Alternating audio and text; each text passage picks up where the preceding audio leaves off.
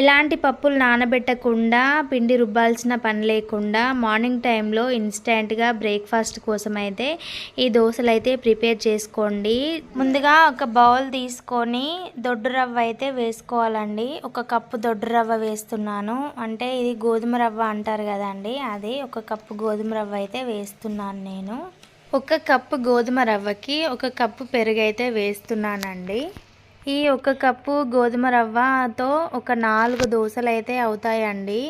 ఇంట్లో ఎంతమంది ఉన్నారు అనేది చూసుకొని మీరైతే మెజర్మెంట్ అయితే తీసుకుంటే బెటర్ అన్నమాట. ఇదైతే ఒక కప్పు రవ్వ ఒకరికైతే సరిపోతుందండి. ఇక్కడ నేను పెరుగు వేసాను కదా, ఇదంతా కూడా ఒకసారి కలిపేసుకోవాలి.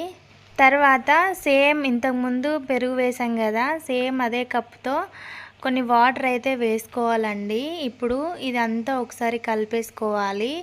తర్వాత ఒక 10 నిమిషాలు అయితే మనం ఈ రవ్వనైతే పక్కకు పెట్టేసుకోవాలండి. పక్కకు పెట్టేసుకుంటే ఈ వాటర్ అంతా కూడా రవ్వ పీల్చేసుకుంటుంది, అంటే కొంచెం నానిపోతుంది అన్నట్టు రవ్వ.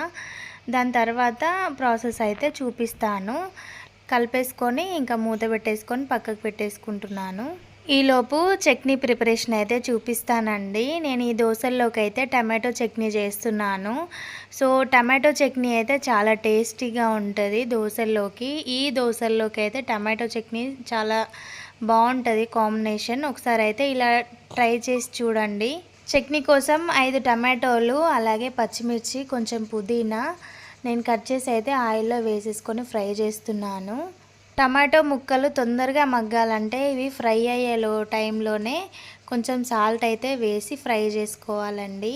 చూడండి, టమాటో ముక్కలు కొంచెం మగ్గిపోయినాయి కదా. మగ్గిన తర్వాత కొంచెం నానబెట్టుకున్న చింతపండుని దీంట్లోనే వేసేసుకొని సేమ్ ఫ్రై చేసుకోవాలి. అలానే మంచిగా నీట్గా చూడండి ఇలా ఫ్రై అవ్వాలండి. ఇలా ఫ్రై అయిన తర్వాత ఇంకా నేనైతే మిక్సీ పట్టేసి వేరే గిన్నెలోకి అయితే తీసేసుకుంటున్నాను. చట్నీ ఎప్పుడైనా కూడా వెంటనే మిక్సీ పట్టేసుకోవద్దండి, కొంచెం చల్లారిన తర్వాత మిక్సీ పట్టుకోవాలి. మిక్సీ పట్టేటప్పుడు ఒక 2 వెల్లుల్లి రెబ్బలు అయితే వేసాను. అది ఇష్టం ఉంటే వేసుకోండి, లేదంటే వద్దు. టేస్ట్ అయితే బాగుంటుంది వేస్తే. ఇంకా తాలింపు కోసం అయితే ఇక్కడ సిద్ధం చేస్తున్నాను. కొంచెం తగినంత ఆయిల్ వేసేసుకొని దాంట్లో తాలింపు దినుసులు అన్నీ వేసేసి కొంచెం కరివేపాకు, అలాగే కొంచెం ఒక ఎండుమిరపకాయ వేసి తాలింపు అయితే వేసేసుకున్నాను. ఈ తాలింపులో కొంచెం పసుపు కూడా వేసుకోవాలండి. మంచిగా ఫ్రై అయిన తర్వాత తాలింపుని తీసి మనం పచ్చళ్ళలో కలిపేసుకుంటే టేస్ట్ అయితే చాలా బాగుంటుంది. ఇక్కడ మనకి రవ్వ కూడా నానిపోయిందండి. చూడండి, వాటర్ అంతా కూడా పీల్చేసుకుంది. మనకి రవ్వ పొడి పొడిలాగా అయిపోయింది. రవ్వ కూడా మొత్తం మంచిగా నానిపోయిందండి. దీన్ని అయితే ఇప్పుడు మనం మిక్సీలో వేసేసుకొని మిక్సీ పట్టేసుకోవాలి. దీనికి అవసరమైతే కొన్ని వాటర్ యాడ్ చేసుకుంటూ మనమైతే ఒకసారి అయితే మిక్సీ పట్టేసుకుందాము.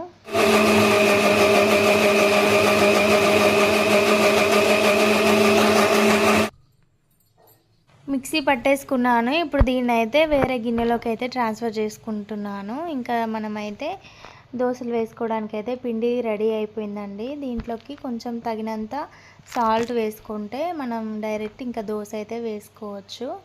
దీంట్లో మనం ఇప్పుడు ఎటువంటి సోడా వేయాల్సిన అవసరం లేదు, అలాగే ఈనో కూడా అవసరం లేదండి. ఇలానే మంచిగా కలిపేసుకొని దోశ వేసుకుంటే చాలా బాగా వస్తాయండి దోశలు. ఇంకా స్టవ్ ఆన్ చేసుకొని దోశ పెనం పెట్టేసుకొని దానిపైన కొంచెం వాటర్ అయితే చల్లేసుకోవాలండి. ఇంకా పెనం బాగా హీట్ అయిన తర్వాత కొంచెం ఆయిల్ అయితే వేసి స్ప్రెడ్ చేసుకోవాలి. ఇంకా గరిటెతో దోశలు అయితే వేసేసుకోవాలండి. చూడండి, మనకి ఈజీగా స్ప్రెడ్ అయిపోతాయి. మనకి ఏ విధంగా కావాలంటే ఆ విధంగా దోశ అయితే వేసుకోవచ్చు. సెట్ దోశలాగా మామూలుగా పల్చగా వేసుకోవచ్చు, లావుగా వేసుకోవచ్చు. దోశ అయితే అంతా తడిదనం అంతా ఆరిపోయిన తర్వాత పైనుండి అయితే ఆయిల్ వేసేసుకొని మనకి ఏ విధంగా కావాలంటే ఆ విధంగా కాల్చుకోవచ్చు అండి. మనకి ఇట్లా సపరేట్ అయిపోతుంది. అది మంచిగా నీట్గా కాలిన తర్వాత సపరేట్ అయిపోతుంది మనకు పెనం నుండి. చూడండి, సేమ్ ఇదే విధంగా అన్ని దోశలు అయితే వేసేసుకొని కాల్చుకోవాలి. నాకైతే 4 దోసలు అయినవండి. ఇప్పుడు టేస్ట్ ఎలా ఉంది అనేది అయితే నేను మీకైతే చెప్తాను. చూడండి దోసలైతే ఎంత మెత్తగా సాఫ్ట్గా కనిపిస్తున్నాయో, టేస్ట్ కూడా సేమ్ అలాగే ఉన్నాయండి. ముట్టి చూస్తే దూదిలాగా అనిపిస్తున్నాయి. చాలా మెత్తగా అయితే ఉన్నాయండి దోసలు. ఇప్పుడైతే టేస్ట్ ఎలా ఉందో నేనైతే టేస్ట్ చేసి చూపిస్తాను. చూడండి నేనైతే టేస్ట్ చేస్తున్నాను. టేస్ట్ అయితే నిజంగా మనం ముందు రోజు నానబెట్టి తెల్లవారు చేసుకునే దోసల్లాగానే టేస్ట్ అయితే చాలా బాగుందండి. వాటికైతే అసలు ఏమీ తీసిపోలేదు. మన పిల్లలకైనా మనకైనా మార్నింగ్ టైంలో బ్రేక్ఫాస్ట్ ఏం చేయాలి అనే ఇబ్బంది లేకుండా ఇలా ఒకసారి ట్రై చేయండి. ట్రై చేసి నాకు ఒకసారి అయితే కామెంట్ చేయండి.